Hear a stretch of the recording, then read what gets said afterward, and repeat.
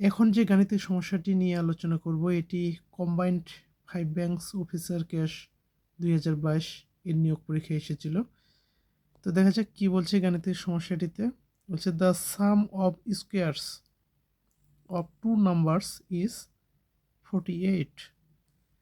দুটি নাম্বার, হ্যাঁ আমরা ধরলাম এ ও বি দুটি নাম্বার, ঠিক আছে। বলছে the sum of squares of two numbers, তার মানে হচ্ছে এই যে দুটি নাম্বারের স্কোয়ারের যোগফল। কি বলছে? দুটি নাম্বারের স্কোয়ারের যোগফল, দুটি নাম্বারের স্কোয়ারের যোগফল দেওয়া রয়েছে কত? 48, তাই না? আবার কি বলছে? The square of their difference, square of their difference, তাদের ডিফারেন্স কি? A B. হ্যাঁ, যদি যেহেতু আমরা ধরে নিয়েছি এ এবং বি দুটি নাম্বার, তাহলে হচ্ছে কি তাদের ডিফারেন্সের বর্গ। এই যে the square of their difference, তাদের ডিফারেন্সের বর্গ দেওয়া রয়েছে কত? 16, তাই না? The product of the two number is, the product of the two number, তার মানে কি এই নাম্বার দুটির গুণফল কত সেটি আমাদের কি করতে হবে? নির্ণয় করতে হবে।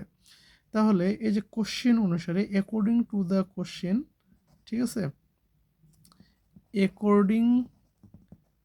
অ্যাকর্ডিং টু দ্য কোশ্চেন অনুসারে যেটা আমরা লিখতে পারতেছি সেটা হচ্ছে কি বলছি এই যে তাদের ওই যে দুটি নাম্বারের বর্গের সমষ্টি দেওয়া রয়েছে, তাই না? বর্গের সমষ্টি দেওয়া রয়েছে 48 এবং তাদের ডিফারেন্সের বর্গ দেওয়া রয়েছে কত? 16। আমরা এ বি, হ্যাঁ A B equal to what, এটা আমরা নির্ণয় করব। এই ধরনের গাণিতিক সমস্যাগুলোর সমাধান করার ক্ষেত্রে আমাদের যেটা মনে রাখতে হবে, এখানে যে টার্মগুলো বা রাশিগুলোর মান দেওয়া থাকবে সেই রাশির সম্মিলিত যে সূত্রগুলো রয়েছে, অর্থাৎ দ্বিপদী বর্গের যে সূত্রগুলো রয়েছে সেই সূত্রগুলো আইডেন্টিফাই করাটাই হচ্ছে আমাদের প্রধান কাজ। যত তাড়াতাড়ি আমরা আইডেন্টিফাই এবং আইডেন্টিফাই করতে পারবো তত তাড়াতাড়ি আমরা কি এই কোশ্চেনটার সলিউশন করতে পারবো। তো আমরা দ্বিপদী রাশির বর্গের যে সূত্রগুলো রয়েছে সেখানে এ স্কোয়ার প্লাস বি স্কোয়ারের আমরা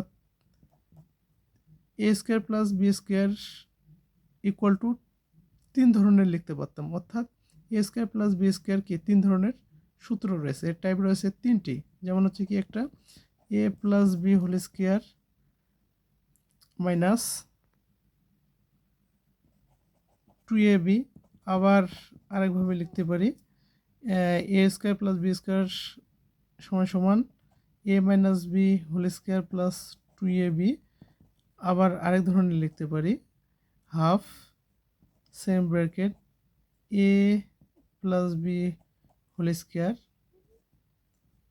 plus A minus B whole square. A square plus B square সমান সমান এই তিনটে সূত্র আমরা লিখতে পারি, ঠিক আছে। এটা সমান সমান এটা লিখতে পারি, এটা সমান সমান এটা লিখতে পারি, এটা সমান সমান এটাও লিখতে পারি। তাহলে এই যে গাণিতিক সমস্যাটি, এটির ক্ষেত্রে আমরা কোন সূত্রটি ব্যবহার করব সেটা দেখব আমরা এই টার্মগুলোর উপর, যে কোন টার্মগুলোর নাম্বার দেওয়া রয়েছে, মান দেওয়া রয়েছে, যে টার্মগুলোর মান দেওয়া রয়েছে সেই টার্মগুলো আসলে কোন সূত্রটার মধ্যে পড়ে, ঠিক আছে, সেটা আমরা দেখব।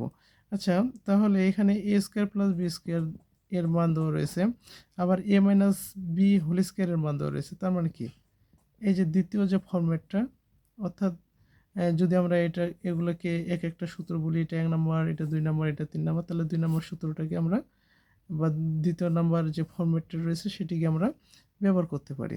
তাহলে এখান থেকে আমরা কাজ করি এ প্লাস বি, তাই না? A square plus B square সমান সমান লিখতে পারি কি A minus B whole square plus 2ab। তার মানে এটা সমান সমান লিখতে পারি 48, আর A minus B whole square সমান সমান কি 16 প্লাস 2ab। আমরা যেহেতু এ বি এর মান নির্ণয় করবো, তাই না? তাহলে কি 16কে আমরা এদিকে নিয়ে আসি, 48 মাইনাস 16 সমান সমান কি 2ab। তাহলে এখান থেকে আমরা যেটা লিখতে পারি সেটা কি 2ab ইকুয়াল টু কি 6 আছে 8 নাগাল 2 এ গেছে 4 নাগাল কত 3, তাই না? এ বির সাথে 2 গুণ অবস্থায় রয়েছে, তার মানে কি ডান দিকে গেলে ভাগ হবে। এটা যদি আমরা ভাগ করি 32কে 2 দিয়ে ভাগ করলে কি 16, তার মানে কি এ বি ইকুয়াল টু 16। তাহলে আমাদের কাঙ্ক্ষিত উত্তর হচ্ছে কোনটি? উত্তর এ। ঠিক আছে, এখন আমরা পরবর্তী আরেকটি গাণিতিক সমস্যা দেখি। এখানে কি বলছে,